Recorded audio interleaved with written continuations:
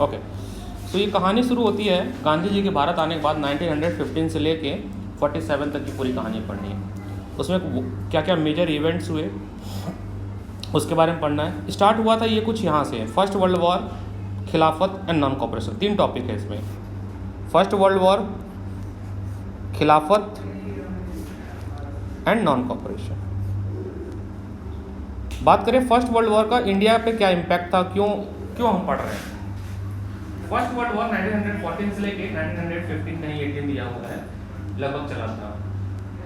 और इस दौरान बहुत सारा इकोनॉमिक हार्डशिप भारत पे आया, पैसा खर्च हुआ, लोगों की डेथ हुई, फैमाइन आया, भुखमरी आई, जिससे कंट्री में एक तनाव की स्थिति पैदा हुई, एक टेंशन क्रिएट हुआ।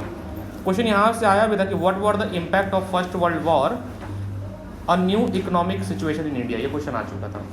तो इसमें आपको ये सारी बातें बताना है कि फर्स्ट वर्ल्ड वॉर होने की वजह से भारत पे ह्यूज एक्सपेंडिचर वॉर लोन हो गया था, और वॉर लोन को चुकाने के लिए सरकार ने टैक्सेस बढ़ा दिए थे, प्राइस डबल कर दिए थे फूड के, फोर्स रिक्रूटमेंट किया जा रहा था गाँव से, ठीक है। नेक्स्ट लगभग 12 to 13 मिलियन पीपल जो है वो फैमाइन और एपिडेमिक से उनकी डेथ हो गई थी। उसके बाद हमने सत्याग्रह पे आए थे। सत्याग्रह में हमने पढ़ा था कि जब गांधी जी 1915 में भारत आए वापस साउथ अफ्रीका से रिटर्न होके, तो उन्होंने कौन कौन से मेजर स्टेप्स लिए ताकि जो है क्रांति या कह सकते हैं आज़ादी मिल सके वगैरह वगैरह के लिए। तो उन्होंने पहला जो किया वो क्या किया था, चंपारण, अहमदाबाद और खेड़ा, 3 जगह पे उन्होंने मूवमेंट किया। चंपारण में प्लांटेशन वर्कर के लिए, अहमदाबाद में मिल वर्कर के लिए, और खेड़ा में किसके लिए था, किसानों के लिए, है ना, किसानों के लिए, वो फसल क्रॉप उन फेलियर हो गई थी। उसके बाद ये था कि explain the idea of satyagraha, explain the term satyagraha, दोनों सेम क्वेश्चन है। क्या था दोनों, इस वाले पैराग्राफ से आंसर है, पेज नंबर रॉवल एक्ट के ऊपर जो सेकंड पैराग्राफ है वो है कि the idea of satyagraha emphasize the power of truth. यहाँ से पूरा आंसर है कहाँ तक, नॉन वायलेंस तक, द आइडिया से लेके नॉन वायलेंस ऑफ इंडिया तक। इसमें पॉइंट्स बने थे, 3-4 पॉइंट्स बने थे, जिसमें मानना क्या था कि सत्याग्रह का मतलब होता है कि अगर हम किसी से जो भी ऑपरेसर है, जो उनकी अगर हम उनसे रिक्वेस्ट करें, सत्य मतलब सच्चाई की बात उनको बताएं, तो वो हमारी बात मान सकते हैं बिना किसी वायलेंस के। इस सोच के साथ जो है गांधी जी ने आंदोलन किया था सत्याग्रह का। लास्ट रावल एक्ट के ऊपर वाला जो पैराग्राफ है वहाँ पे से लिखे आएगा चंपारण, अहमदाबाद, खेड़ा के बारे में लिखने को आएगा कि write the 3 important successful satyagraha launch by Gandhi ji when he arrive to India. तो 1960 में कहाँ पे हुआ, चंपारण में। 1916 1917 में कहाँ पे हुआ था, खेड़ा में 1917, और अहमदाबाद में 1918 में। ये केक तो बस याद करने के लिए है, वैसे ऑर्डर के हिसाब से सी पहले है, फिर के है, फिर ए है, बट ये एक मेमोनिक याद रहे इसलिए हमने केक लिया। आ जाओ, वेलकम। अगला है रॉवेल्ट एक्ट। सो रॉवेल्ट एक्ट एक काला कानून, black law are implemented by the British imperial government. और एक ऐसी कानून थी जिसमें ब्रिटिश इम्पीरियल लेजिस्लेशन ने इसको बहुत जल्दी में पास कर दिया बिना इंडियन नेताओं से पूछे हुए, यानी कांग्रेस से बिना पूछे हुए। ये एक्ट 1919 में पास हुआ था, और इस एक्ट का क्या रूल था, इस एक्ट में ये था कि किसी को भी बिना सबूत के, बिना वारंट के 2 साल के लिए गिरफ्तार कर लिया जाएगा, अगर वो लगता है वो ग्रुप और समुदाय की वो देश के लिए खतरा है तो, ठीक है ना। इसी के अपोजिशन में गांधी जी ने 6 अप्रैल को हड़ताल शुरू कर दी, और 6 अप्रैल को हड़ताल शुरू हुई, डेट याद रखिएगा एकदम इवेंट के साथ। 6 अप्रैल 1919 को हड़ताल होता है, और 7 दिन के बाद यानी 13 तारीख को, है ना, 13 अप्रैल को जलियांवाला मैसेकर होता है। अरे बस समरी दे रहा है, समरी जिस्ट दे रहा है जो हुआ था, अभी तो आज मिला, हो जाएगा। चल, जलियांवाला मैसेकर होता है, बिल्कुल बिल्कुल, तुमने एक ही पेज में कर दिया टेस्ट। जलियांवाला मैसेकर में जो नाम याद रखना है वो जनरल डायर का नाम याद रखना है। जनरल डायर उस समय के कमांडेंट थे, और उन्होंने ये कहा कि भाई पूरे देश में मार्शल लॉ लगा था। मार्शल लॉ क्यों इंपॉर्टेंट है? कि मार्शल लॉ के हिसाब से आप ग्रुप में इकट्ठा नहीं हो सकते, कहीं पे भी आंदोलन नहीं कर सकते।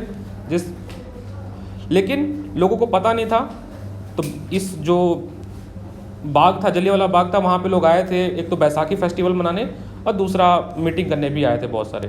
फिर यहाँ पे ओपन फायरिंग की गई और यहाँ पे हज़ारों की तादाद में, जो भी ये डेटा है, 1000 लाख का अलग अलग डेटा दिया हुआ, हज़ारों की तादाद में जो है मैसेकर हुआ।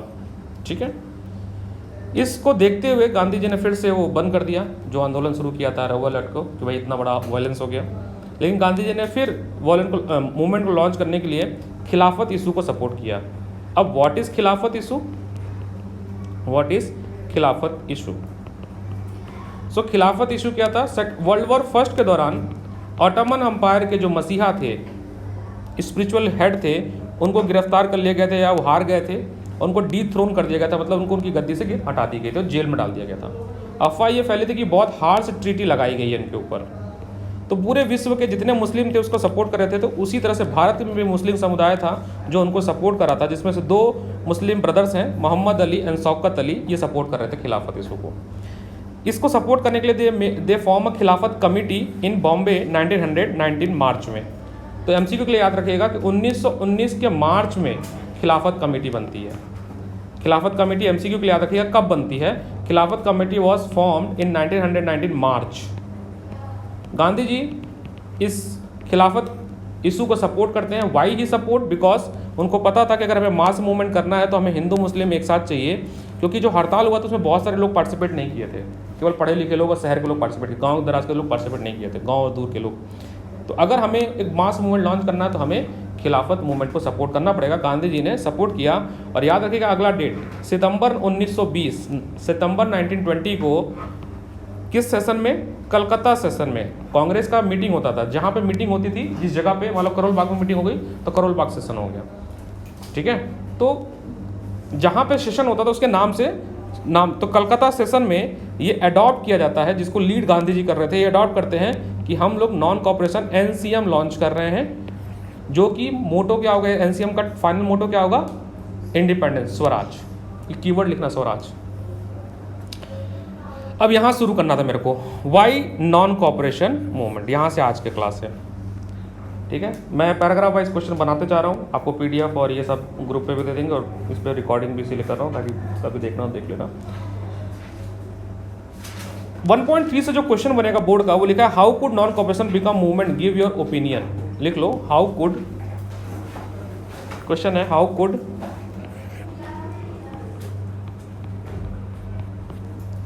Could non cooperation become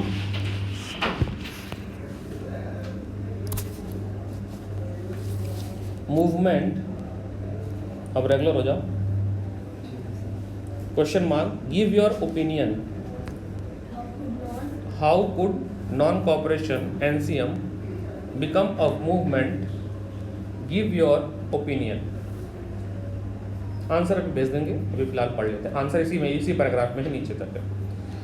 Gandhi ji का मानना था, गांधी जी ने एक किताब लिखी थी हिंद स्वराज। क्या लिखी थी? हिंद स्वराज।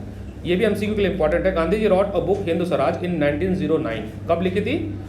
1909 में। एक किताब लिखी थी हिंद स्वराज। उस किताब में गांधी जी ने कहा था कि जो अंग्रेज हैं, अच्छा जब 1909 में लिखे तो कहाँ रहे होंगे गांधी जी? साउथ अफ्रीका रहे होंगे, वहाँ पर रह के लिखे थे। गांधी जी का मानना था कि जो भारत में अंग्रेज हैं या ब्रिटिश इंडिया इसलिए है because of India, because of Indians. हम लोग सपोर्ट कर रहे हैं, यानी हम अगर उनके लिए काम करना बंद कर दें, उनके स्कूल में ना जाएं, उनके रेलवे पे ना जाएं, उनके जेल में ना जाएं, उनके लिए वकालत ना करें, उनके लिए उनके घर के काम वाली बाई ना बने, कुछ अगर काम करना हम बंद कर दें तो सीधे सीधे वो कमज़ोर हो जाएंगे, उनकी रीढ़ की हड्डी टूट जाएगी और वो वापस चले जाएंगे बिना लड़ाई किए। ठीक है, so in his famous book Hind Swaraj, Mahatma Gandhi declared the British rule was established in India with the corporation of India and had survived only because of corporation। ठीक है, गांधी जी ने कहा कि भारत में जो इंडियंस है उनके सपोर्ट की वजह से ही ब्रिटिश सरकार फल फूल रही है, नहीं तो उनके अगर हम सपोर्ट ना कर तो चले जाएंगे। If Indian refuse to corporate, British rule in India would collapse within year and Swaraj would become, या स्वराज आ जाएगा, आज़ादी मिल जाएगी बिना लड़ाई किए, कोई युद्ध नहीं करना है। अब समस्या अगला जो है, जो क्वेश्चन आता है कि किस तरह से NCM मूवमेंट बनेगा। हम इस रूम में डिसाइड कर लें कि चलो एनसीएम लॉन्च करेंगे, हमने डिसाइड कर लिया, बट पूरे देश में कैसे जाएगा? तब तो इंटरनेट भी नहीं था। 1920 की बात है ना, 1920 की बात है, उस समय तो इंटरनेट भी नहीं था। तो कैसे लोग कैसे आएंगे तुमसे लड़ने के लिए, तुम्हारे लिए खड़े कैसे होंगे कि हम आज़ादी लड़ेंगे? तो इसमें कुछ लोग का नाम आएगा। एक नाम आपका ये आएगा, आप पढ़ेंगे जब हम गांव में जाएंगे तो गांव में एक लोग का नाम आएगा, कुछ लोग का नाम दिया बाबा रामचंद्र का आएगा, ठीक है। और जंगल में जाएंगे तो उनका आएगा अलूरी सीतारमन रज्जू का आएगा नाम। इन लोगों का नाम आएगा, ये they are the key player की मूवमेंट को मास मूवमेंट बनाने में रोल प्ले किए थे। पढ़ते हैं इनके बारे में आराम से। अब यहाँ पे पढ़ते हैं, how could non cooperation become a movement? Gandhi ji propose that movement should unfolded stage. ये बड़ी इंपॉर्टेंट लाइन, अंडरलाइन। अनफोल्डेड का मतलब क्या होता है? Unfold in stage. इसका ये मतलब है कि उनका मानना था कि मूवमेंट अचानक से मत लॉन्च कर दो, ठीक है।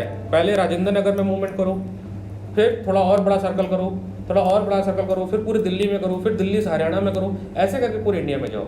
अचानक से लॉन्च मत करो। अनफोल्ड मतलब होता है स्टेप बाय, ग्रेजुअल होना चाहिए। It should begin with the surrender of title that government awarded and boycott the civil service, army, police, court, legislative council, school and foreign goods। आज यूपीएससी का result आया, top 4 लड़कियां हैं, आज आया है, आज ही आया है। तो हमारे एक दो पहचान के हुए हैं लोग। टॉप 4 जो है वो सारी लड़कियां हैं इस बार। इश्ता गोयल करके ऐसे कुछ लड़की है, पता नहीं कुछ ऐसे ही है, गोयल नहीं है कुछ और है, फर्स्ट रैंक आई उसकी। तो अनफोल्डेज, अच्छा पहला काम क्या करो? सबसे पहले जो सरकार ने तुम्हें वो दिया ना, बैचेस दिए हैं, पद्म श्री पद्म भूषण जो मिलता है आजकल, सब वापस कर दो। तो यहीं पे हमारे जो रविन्द्रनाथ टैगोर थे उनको वो मिला था, नाइटिंगेल पता नहीं क्या उनको मिली थी उपलब्धि उपाधि, टाइटल मिलता है ना, अवार्ड, सारे अवार्ड वापस कर दो। दूसरा क्या काम करो? स्कूल मत जाओ, कॉलेज मत जाओ, पुलिस कोर्ट मत जाओ, और जो पार्लियामेंट में इंडियन मेंबर थे बोले वो तो उसमें भी हटा दो। पहला स्टेप ये करो। दूसरा क्या करो? Then in case government use to repress, अगर सरकार ने आपके ऊपर रिप्रेशन किया, मतलब आपको बोला जबरदस्ती नहीं स्कूल आओ, नौकरी पे आओ, काम पे आओ, तब आप मास मूवमेंट लॉन्च करो। Full civil disobedience movement campaign would be launch in December 1920। Mahatma Gandhi and Shaukat Ali turn extensively mobilize people support for the movement. तो दो लोग थे 1920 में, एक तो महात्मा गांधी और उन्हीं के जो शौकत अली स्टार्ट के थे। ये लोग पूरे जनता को जागरूक कर रहे थे कि हम लोग एक मूवमेंट लॉन्च कर रहे हैं, आप हमें सपोर्ट करिए, इस तरह से कर करके। Many within the Congress however concern about the proposal they were. देखो जब ये मूवमेंट लॉन्च हो रहा था, एनसीएम मतलब नॉन कॉपरेशन मूवमेंट, जो कांग्रेस के लीडर थे बहुत सारे, वो नहीं चाहते थे कि अभी एनसीएम लॉन्च हो। क्यों नहीं चाहते थे 1920 में? क्योंकि 1920 में चुनाव होने वाला था, और कांग्रेस के जो लीडर थे वो ये चाहते थे कि हम बाई इलेक्शन चुनाव जीत जाएं, पार्लियामेंट में जाएं, और फिर हम पार्लियामेंट के थ्रू जो है क्रांति करें, कानून बनाएं, एक्ट बनाएं, पास करें। बट गांधी जी का मानना था कि नहीं, हम अगर वेट करते हैं तो जो लोगों का भी सेंटीमेंट है, अभी ये जो खिलाफत इशू सब ठंडा पड़ जाएगा, तो अभी सही समय है, वोटिंग बाद में देखेंगे, चुनाव बाद में, अभी हम एनसीएम पे काम करते हैं। They were reluctant to boycott the council election schedule of November 1920, क्योंकि नवंबर 1920 में ही इलेक्शन होने वाला था। तो कांग्रेस चाहते थे कि इलेक्शन हो जाए, चुनाव लड़ लें, जीत लें, उसके बाद किया जाएगा। They feared that movement might lead to the popular violence, and in the month between September and December there was intense tussle within the Congress। कह रहे हैं कि कांग्रेस में ही बहुत सारा टेंशन क्रिएट हो गया कि करें कि ना करें, कुछ लोग सपोर्ट पे थे, कुछ लोग सपोर्ट में नहीं थे, लेकिन फाइनली कांग्रेस सपोर्ट कर देती आप जाते जाते। For while there seem to be no meeting point between the supporter and opponent of movement, finally Congress session at Nagpur. याद रखिएगा, ये इंपॉर्टेंट एमसीक्यू के लिए। नागपुर 1920 में ये अडॉप्ट किया जाता है कि भाई एनसीएम लॉन्च किया जाएगा। देखिए कलकत्ता में क्या हुआ था, कलकत्ता में खिलाफत सपोर्ट किया था। नागपुर 1920 में एनसीएम को अडॉप्ट कर लिया गया, मतलब अब हम एनसीएम करने वाले हैं। ये भी नागपुर सेशन याद रखिएगा, नागपुर सेशन दिसंबर 1920। क्या हुआ था इस समय? NCM was adopted, NCM was adopted. ठीक है, अब सवाल है कि किस तरह से ये मूवमेंट अनफोल्डेड था, कौन कौन से लोग पार्टिसिपेट किए, कितना सक्सेसफुल था, और कैसे ये बंद भी हो गया। एनसीएम बंद हो जाता आगे चल के, क्यों होता है? चोरी इंसिडेंट होता है, चौरी चौरा गोरखपुर में जगह है, उत्तर प्रदेश में गोरखपुर के पास, वहाँ पे जेल को जला दे देते हैं तो गांधी जी बंद कर देते हैं। तो ये 3 सवाल के जवाब हम आगे पढ़ेंगे। So different standard with in the movement, क्या मतलब है, जब ये सबको पता चला कि गांधी जी एनसीएम लॉन्च कर रहे हैं, एनसीएम लॉन्च हो गया है, तो सब अलग अलग जो ग्रुप के लोग थे उनके लिए एनसीएम अलग अलग था। कुछ लोग चाहते थे कि उनको उनकी ज़मीन मिल जाए, कुछ लोग चाहते थे टैक्स कम हो जाए, कुछ लोग अलग अलग थॉट प्रोसेस था और अलग अलग तरीके थे पार्टिसिपेट करने के। उन्हीं पार्टिसिपेट करने के तरीकों को हमें पढ़ना है। लिखा है द नॉन कोऑपरेशन खिलाफत मूवमेंट बिगन जनवरी 1921। 20 में अडॉप्ट किया गया था। स्टार्ट कब हुआ, एनसीएम स्टार्ट कब हुआ, जनवरी 1921 में, 1 महीने बाद है ना, 1-2 महीने बाद कब हुआ था। इधर अडॉप्ट किया गया था, अडॉप्ट किया गया आपका दिसंबर में, 1 महीने बाद चालू कर दिया गया, स्टार्ट हो गया। Various social group participate in this movement etch with its own specific aspiration. इसका क्या मतलब है, जितने लोग थे उनके लिए अलग अलग एस्पिरेशन था, अलग अलग नोशन था एनसीएम का। जब मैं एनसीएम बोला तो नॉन कोऑपरेशन मूवमेंट, किसी के लिए एनसीएम ये था कि जमींदारी खत्म हो जाएगी, किसी के लिए एनसीएम था कि बेकार खत्म हो जाएगा, किसी के लिए एनसीएम था कि अंग्रेज चले जाएंगे। बहुत लोग नहीं चाहते थे कि अंग्रेज जाएं, बट कुछ कुछ चेंजेस आ जाए, ठीक है। और all of them respond to call of swaraj, but the term mean different for different person. Swaraj का जो मतलब था ना सबके लिए अलग अलग था। अगर पूछोगे कि उससे जो जमींदार थे उनके लिए स्वराज ये था कि जमींदारी जो पैसा ऊपर दे रहे हैं अंग्रेजों को वो बंद कर दें। किसान के लिए स्वराज ये था कि जमींदारों को पैसा देना बंद कर दें। आदिवासियों के लिए स्वराज था कि जंगल उनको वापस मिल जाए। सबके लिए स्वराज का मतलब अलग था। आगे चल के यही आगे एक वर्ड आएगा पूर्ण स्वराज। जब पहले से स्वराज था ही वर्ड, तो पूर्ण स्वराज हिंदी वर्ड है ये। जब इंडिपेंडेंस था ही तो प्योर इंडिपेंडेंस क्या चीज़ होती है, तो आगे चल के हम पढ़ेंगे बाद में वर्ड जो था पूर्ण स्वराज, मतलब अब पूरी तरह से अंग्रेज जाओ यहाँ से, अंग्रेज यहाँ से जाओ। द मूवमेंट इन टाउन, शहरों में इस मूवमेंट को किस तरह से देखा गया। शहरों में क्या हुआ कि जो महिलाएं थी उन्होंने क्या किया, जो भी दुकानें थी शराब की उसको लूट ली, आग लगा दिए, कपड़ों का बॉन फायर किया गया क्योंकि स्वदेशी चलाओ। कहते हैं कि इतना ज़्यादा स्वदेशी यानी देसी कपड़ा है, खादी कपड़ा, उस पर प्रमोट किया गया कि इनका ट्रेड आधा हो गया। कैसे, यहाँ पे लिखा हुआ the import of foreign cloth between 1921-22 102 crore से घटकर 57 करोड़ हो गया। कितने साल में, 1 साल में ही।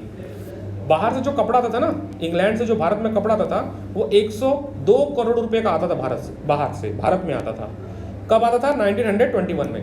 1922 में 1 साल के बाद ये गिर के कितना हो गया, 57। यानी जब कोई चीज़ नहीं आएगी तो हमारा पैसा नहीं जाएगा, तो उनका इम्पोर्ट कम होने लगा। किनका, ब्रिटिश सरकार का या विदेशी कंपनियों का।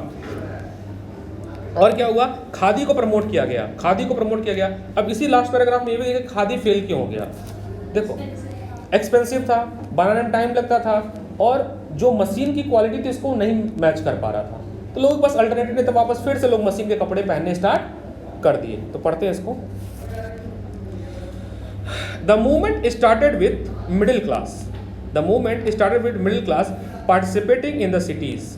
Thousand of student left government control school and colleges, headmaster and teacher resign, lawyer give up their legal practice. अब यहीं पे आएगा कि फेल क्यों हुआ। देखो स्कूल जाना तुमने बंद तो कर दिया, कितने दिन तक नहीं जाओगे, 1 साल तक, 2 साल तक स्कूल है ही नहीं तुम्हारे पास, बाय डिफॉल्ट तुम्हें फिर वहीं जाना पड़ेगा। तो गवर्नमेंट ने स्कूल जाना तो बंद कर दिया बच्चों ने, लेकिन गवर्नमेंट ने या जो भारतीय सरकार थी उन्होंने सरकार स्कूल तो बनाया नहीं बच्चों के लिए। और जो टीचर नौकरी पर नहीं जा रहा है उसको सैलरी कौन देगा, उसका घर का खर्चा कैसे चलेगा, जो लॉयर प्रैक्टिस नहीं कर रहा उसको पैसा कौन देगा। तो बाय डिफॉल्ट एक समय के बाद ये सारे लोग वापस अपनी नौकरी पे जाने लगे, स्कूल अपने बच्चे अपने स्कूल जाने लगे। This is a failure of NCM. ये पूछेगा why NCM slow down gradually, question है व्हाई एनसीएम फेलियर या व्हाई एनसीएम स्लो डाउन, तो ये रीजन है सब। The council election was boycott in most of provinces except Madras. Madras को छोड़ के जहाँ जहाँ पे चुनाव हुआ वहाँ पे चुनाव लोगों ने बाइकआउट कर दिया। मद्रास में जस्टिस पार्टी थी जो कि नॉन ब्राह्मिकल पार्टी थी, ये केवल इलेक्शन लड़ती है और ये जीत जाती है क्योंकि कुछ ब्राह्मण का कुछ इशू था, उसको सपोर्ट के डोमिनेंस ऑफ ब्राह्मण। The effect of NCM on the economic front were more dramatic. कह रहे हैं कि जो एनसीएम का प्रभाव था इकोनॉमिक्स पे काफ़ी बेहतरीन और काफ़ी ड्रामेटिक था। क्या था, फॉरेन गुड्स वर बाइकॉटेड, विदेशी कपड़ों को बाइकआउट किया गया, लिक्विड शॉप को लूट लिया गया, फॉरेन क्लोथ को जला दिया गया, बॉनफायर बना के। The import of foreign cloth half between 1921 to 1922 its value drop from 102 crore to 57 crore. In many place merchant and trader refuse to trade in a foreign goods और financial foreign trade has boycott movement spread people began discarding import cloth and wearing only Indian ones produced of Indian textile mills and handloom went up। कह रहे हैं कि बहुत सारे व्यापारियों ने विदेशी कपड़ों को बेचना खरीदना सब बंद कर दिया और स्वदेशी कपड़ों को प्रमोट किया, जो भारतीय टेक्सटाइल या हैंडलूम मतलब हाथों से जो बने होते थे, खादी प्रमोट किया गया। लेकिन यहाँ से देखो लिखा gradually, but this movement in city gradually slow down. क्यों स्लो डाउन हुआ? Reason is that khadi cloth were often more expensive than mass production of machine product. तो भाई अगर आप कुर्ता खरीदे जाओ खादी का तो वो तुम्हें 2-3 हज़ार का मिलेगा, जीन्स आपको 400-500 में मिल जाएगा, या टी शर्ट 200 का मिल जाएगा। तो लोग खादी नहीं पहनेंगे, महंगा आता है खादी, आज भी महंगा है खादी। ठीक है, सीपी में है खादी का आश्रम, वहाँ देते हैं, बहुत महंगा कपड़ा मिलता है। खादी का बस रुमाल 100 रुपये का मिला था, इतना छोटा सा मैं खरीद लाया था। मैं कहा गया तो चलो कुछ खरीद लेते थे, एक रुमाल खरीद लिया 100 रुपये का छोटा सा। जाना कभी म्यूजियम बना हुआ है, चरखा वरखा रखा हुआ है सीपी पे, गई हो? जाना अच्छी जगह, खरीदना मत कुछ। हाँ ऐसे ही नाम है, खरीदना कुछ नहीं खरीद सकते हो भारत को सपोर्ट करने के लिए, बहुत महंगा है। How then could they boycott mill cloth for a too long? Similarly the boycott of British institution propose a problem for the movement to be successfully alternative Indian institution has to be set up so that they could be used in a place of British one। कह रहे हैं कि अंग्रेजों द्वारा बनाए गए school में जाने से बच्चों ने मना तो कर दिया कॉलेजों में जाने से, लेकिन भारत में कोई और कॉलेज भी तो नहीं था, कहाँ जाओगे? तो बाय डिफ़ॉल्ट अब पढ़ना तो है ना, वापस स्कूल और कॉलेज गए। देव और तब तो वो पबजी नहीं था ना कि बच्चे खेलें, पहले पढ़ते थे बच्चे ना, तो वो जाते थे पढ़ने। अब तो पढ़ना ही नहीं चाहते, अब तो चाहते हैं आजीवन कोरोना रहे। So there was a slow to come up, and so the student and teacher began trickling back to the government school and lawyer joined back to work government court। सरकार भाई कोर्ट भी सरकार की थी, नहीं जाओगे तो सैलरी कहाँ से मिलेगी, पेमेंट कहाँ से मिलेगी, तो खाना कहाँ, घर का राशन कैसे चलेगा? तो बाय डिफ़ॉल्ट क्या हुआ, एनसीएम धीरे धीरे कमज़ोर पड़ने लगा। क्वेश्चन बनेगा हाउ एनसीएम इज वीकेंड या ग्रेजुअली स्लो डाउन, अभी लिखवा देंगे। नेक्स्ट है रिबिलियन इन कंट्री साइड, मतलब गाँव में चलते हैं, गांव में चलने वाले। तो कंट्री साइड में एनसीएम में कैसे हुआ देखो। अच्छा, बाबा रामचंद्र जो थे ये बहुत बेहतरीन व्यक्ति हैं, एक सन्यासी थे जो फिजी में मजदूरी किया करते थे, फिजी में मजदूरी किया करते थे, और वो भारत आए थे और भारत में आके उन्होंने बहुत सारा आंदोलन छोड़ किया था। उनके लिए स्वराज पता क्या था? आज़ादी नहीं थी, उनके लिए स्वराज ये था कि छोटे किसानों का टैक्स माफ हो जाए, बेगार खत्म हो जाए। What is बेगार? बेगार एक ऐसी व्यवस्था थी जिसमें बिना पैसे के आपको काम करना पड़ता था। मान लीजिए कोई राम है, उसके श्याम है, राम नहीं श्याम है, उसके पिताजी ने लोन ले लिया, वो मर गए, तो जिन जमींदार से लिया था श्याम को आजीवन काम करना पड़ेगा उस लोन को चुकाने के लिए। इसको कहते हैं बेगार। बेगार में या तो थोड़ा सा पैसा देते थे या बिल्कुल ही नहीं देते। तो बेगार के खिलाफ थे, जमींदारी के खिलाफ थे, और इसके ही खिलाफ में इन्होंने एक व्यवस्था लॉन्च की थी, नाई धोबी बंदोबस्त। अब नाई धोबी क्या होता है? नाई मतलब होता है बाल काटने वाला, धोबी होता है कपड़ा धुलने वाला। इनके हिसाब से एनसीएम था कि अगर हम बाल काटना और कपड़ा धुलना बंद कर दें तो ये अंग्रेज कहाँ बाल कटवाएंगे और कहाँ कपड़ा, ये एक तरह से रिप्रेजेंटेशन था विरोध करने का। तो सबसे पहला काम ये किया। दूसरों इन्होंने क्या किया, इन्हें अवध किसान सभा नाम की एक ऑर्गेनाइजेशन बनाया जिसको सपोर्ट किया जवाहरलाल नेहरू ने। अवध किसान सभा पूरे भारत में कुछ ही महीनों में 300 ब्रांचेस बन गई, जिसमें किसानों के बारे में बात की जाती थी, किसान यूनियन के बारे में बात की जाती थी। तो इतना रामचंद्र के बारे में लिखना है, क्योंकि आएगा write a short note on the Baba Ramchandra, या how write the contribution of Baba Ramchandra in the NCM movement. Question बना लो कि राइट अबाउट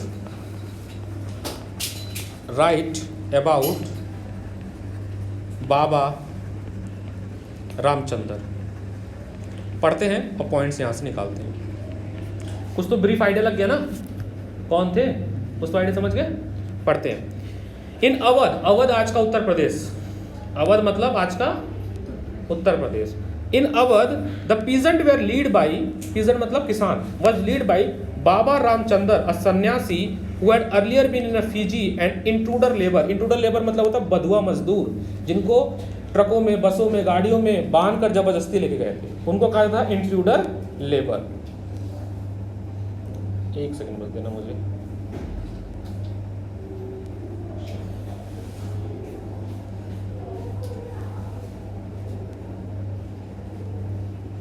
ठीक है। इंट्रूडर लेबर का मतलब होता था कि जैसे ना मजदूरों को यहाँ से एक देश से दूसरी जगह ले जाता था, पानी वाले जहाज में बंद करके पैक करके ले जाते थे, उनको पता भी तुम कहाँ जा रहे हैं, उनको इंट्रूडर लेबर बोला जाता था। The movement he was against the Talukdar and landlord, बड़े बड़े जमींदारों को तालुकदार कहा जाता था और लैंडलॉर्ड को demand from peasant exorbitantly high rent and variety of other cess मतलब टैक्सेस। तो इनका मेन मकसद यह था कि जो भी किसानों द्वारा बड़े जमींदारों द्वारा छोटे किसानों से जो टैक्स वसूला जाता था उसके खिलाफ था, इतना ज़्यादा टैक्स नहीं दे सकते हम लोग। Peasant had to begar and work at landlord farm without any payment. Has a tenant मतलब किराएदार, they had to no security of tenure. मान लो मैंने खेत लिया विकास सर से, ये प्लॉट ले लिया, इस पर खेती कर लिया, फसल तैयार हो गई, विकास सर बोले हटो फसल हम काटेंगे, खेत हमारा, तो कोई फिक्स नहीं था टेन्योर। तो किसान मेहनत करता था और उनको उस फसल से बेदखल कर दिया जाता था। बोले तुम्हें बीज का पैसा चाहिए लो ना, कितना लगाए थे 10,000 रुपये लगाए थे, लो 10,000 रुपये दे तो दिए तुम्हारा पैसा जो तुम लगाए थे लागत, बट वो जो 6 महीना मेहनत किया उसका पैसा नहीं मिलता है। तो फिक्स नहीं थी जमीन। And being regularly evicted that they could acquire no right over the lease land.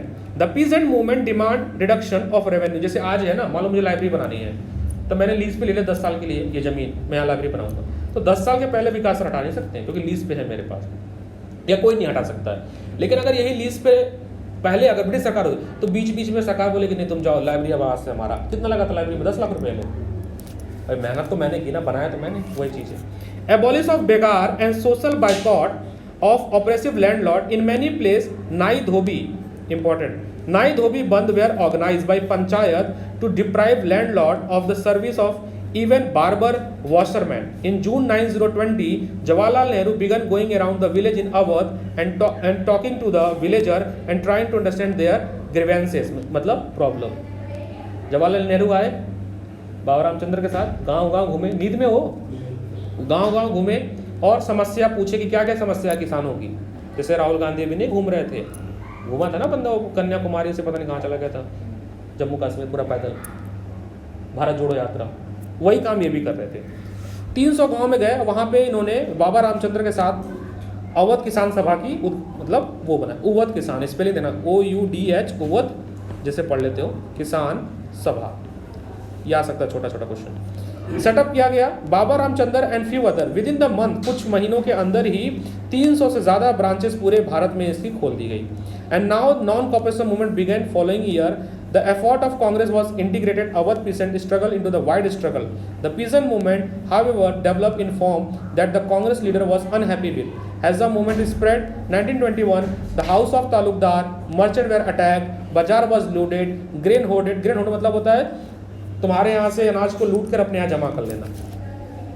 किसानों ने क्या किया, बड़े बड़े जमींदारों का घर लूट लिया, उनके गोडाउन लूट लिए, दुकान लूट लिया, बोले हमें इनसे हम सपोर्ट कर रहे हैं, बट ये सब नहीं करना था एक्चुअली, यही गांधी जी नहीं चाह रहे थे। In many places local leader told peasant that Gandhi ji has declared that no tax.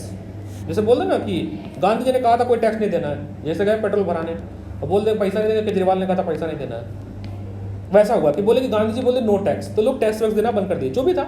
The name of Mahatma was being invoked, और जहाँ जाते थे वहाँ पे महात्मा महात्मा चिल्ला के लूट लेते थे, मतलब एक तरह से कि हम गांधी जी ने कहा है कर लो जो करना है, ये हो रहा था। कहाँ पे हो रहा था, गाँव में। नीचे आ जाओ ट्राइबल्स में, यहां से आएगा क्वेश्चन, मैं क्वेश्चन बोल देता हूं इस वाले पैराग्राफ से। ट्राइबल पीजेंट पे आ जाओ। हाँ, आंध्र प्रदेश में एक हिल था गॉर्डन हिल, GUDEM, गॉर्डन हिल। कहां पे था ये, आंध्र प्रदेश में। उसमें कुछ आदिवासी छुप कर गोरिल्ला वार करते थे। व्हाट इज गोरिल्ला वार, छुपे हुए हैं तो पुलिस वाला आया बम मार दिया, बम से मर गए हो, उसको गोरिल्ला वार कहते, छुप के मारना। उनके लीडर थे, आज इनकी मोदी जी ने इनका मंदिर भी बनवाया वहाँ पे, अलूरी सीतारमन रज्जू। RR मूवी अगर देखे हो ना, उसमें भी जो एक कैरेक्टर है वो इसी का ही रोल प्ले किया गया एक्चुअली, आदिवासियों का ही। जूनियर NTR ने इसी का रोल प्ले किया, इंस्पायर्ड रोल, जूनियर NTR ने यही रोल प्ले किया है इसी का, ठीक है। तो ये कहता था कि मैं वो नहीं कहता था, आदिवासी कहते थे कि ये भगवान के रूप हैं, गॉड इनका क्या होता है रूप, इनकारनेशन, गॉड इनकारनेशन है, और इनको गोली लग नहीं सकती है, इनको गोली लगी तो भी ये मरेंगे नहीं, ऐसी मतलब कहानियाँ, गाने। इवन आज भी इनके नाम पे फेस्टिवल और मंदिरें बनाई गई हैं। अभी मोदी जी ने उद्घाटन किया इनके मंदिर का, पर आज भी गाने गाए जाते हैं इनके। इन्होंने गांधी जी की बातों को आम जनता में फैला कि भाई दारू मत पियो, गांधी जी ने कहा है, खादी पहनो, लड़ाई करो आज़ादी के लिए। लेकिन गांधी जी ने नॉन वायलेंस बोला था, ये वायलेंस बोले थे, ये बोले थे छीन के लेना पड़ेगा। फिर इनको 1924 में ब्रिटिश सरकार गिरफ्तार कर लेती है, फांसी देती है। और ये कुछ कहानी कुछ किताबों में लिखा गया, जब इनको फांसी लगाई जा रही थी बार बार फांसी कट जा रहा था। ये रीजनल न्यूज़ है, NCERT में नहीं है, लिख मत देना। फांसी जब लग रहा था तो फांसी बार बार टूट जाता था। तो इन्होंने बोला कि जो इनकी देवी कुल देवी देवता हैं उनसे रिक्वेस्ट की कि माता अब हमको जो है मुक्त करो, तब जाके फांसी लगी, नहीं तो बार बार फांसी कट जा रहा था। ऐसी लोकल न्यूज़ है। 1924 में इनको एग्जीक्यूट कर दिया जाता है, मतलब इनको मार दिया जाता है, कैप्चर एंड एग्जीक्यूटेड मतलब फांसी। तब से ही इनको हीरो के रूप में, या वहाँ जो उनके फोक हीरो होते हैं उनके रूप में मनाया जाता है। पढ़ते हैं इसके बारे में। क्वेश्चन है, क्वेश्चन बोलना था मेरे को। Who was Alluri Sitaraman Raju? Who was Alluri Sitaraman रज्जू?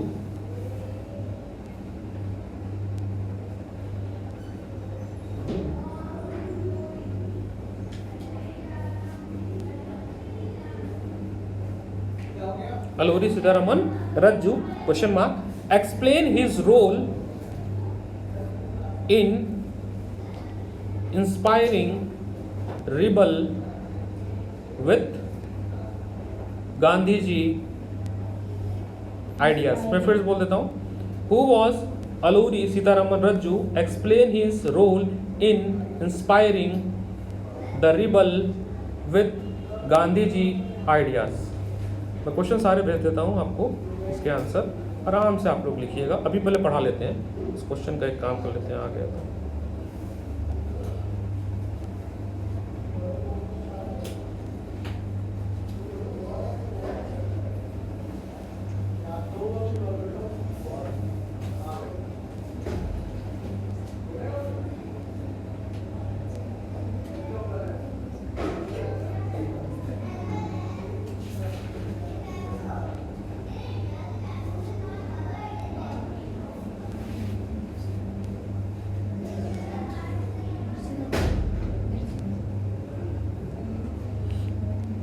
पढ़ते हैं। द ट्राइबल पीजेंट आदिवासियों के किसान interpreted the message of Mahatma Gandhi the idea Swaraj in another way.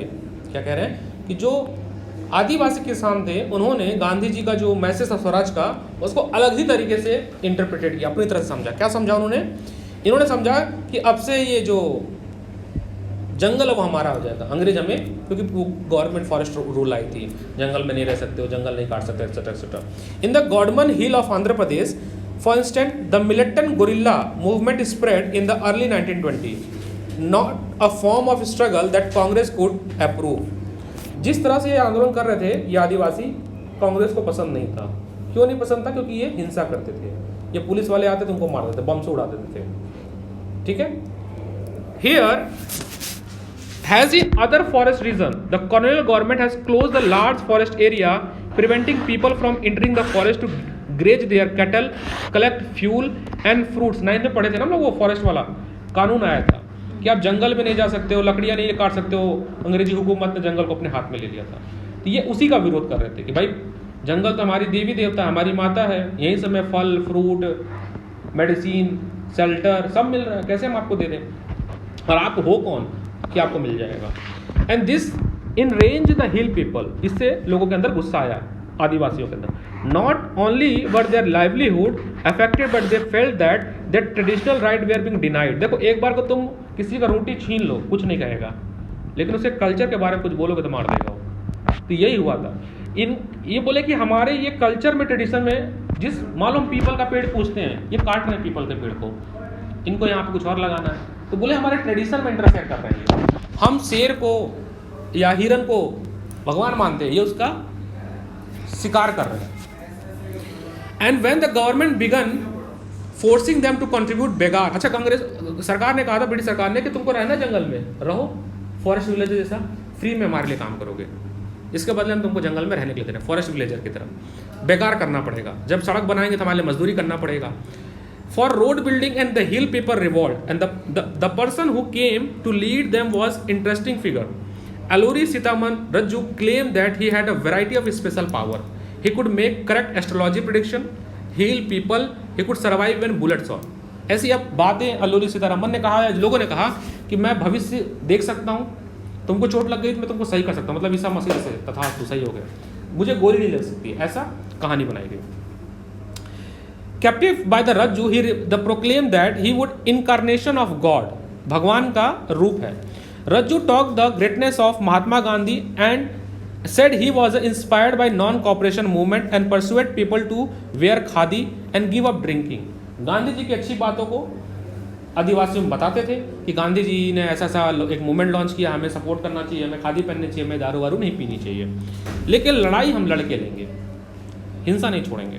But at the same time he asserted the India could be liberate only by the use of force, not non violence. The Gadmam rebel attacked police station, attempt to kill British officer and carried out guerrilla warfare for achieving Swaraj. The Rajju was captured and executed in 1924, over the time become a folk hero। ये कहानी है। कुछ question भेजा है, 1-2 question मैंने, तब तक उसको लिखो, मैं 2-3 क्वेश्चन और है जो भी लिखवाया उसका भेज रहा हूँ मैं।